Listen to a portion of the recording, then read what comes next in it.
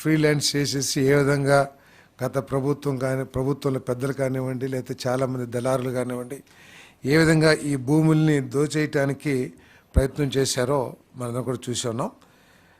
ఇప్పటికే 22.95 కోట్ల రూపాయల ఖర్చుతో 21.86 లక్షల భూ హక్కు సర్వే పత్రాల స్థానంలో ప్రభుత్వం ముద్ర, అంటే ఇంతకుముందు జగన్మోహన్ రెడ్డి గారి ఫోటో పిచ్చితో కానివ్వండి, ఏదైనా కానివ్వండి, ఆయన ఆస్తి అన్నట్లు ఆయన ఫోటో వేసి ఏదైతే ఇచ్చారో వాటిని రీప్లేస్ చేస్తూ ప్రభుత్వం ముద్ర, అదేవిధంగా క్యూఆర్ కోడ్తో కూడిన కొత్త పట్టాదారు పాస్ పుస్తకాలు అందజేయాలని చెప్పేసి కేబినెట్ నిర్ణయం తీసుకుంది. రెవెన్యూ శాఖకు సంబంధించి 22A నిషేధ జాబితాకు సంబంధించి ఫిర్యాదు సంఖ్యలో పెరుగుతున్న నేపథ్యంలో త్వరలోనే రెవెన్యూ గ్రామ సభలు నిర్వహించాలని ముఖ్యమంత్రి కేబినెట్కు సూచించారు. రాబోయే 3 నెలల కాలంలో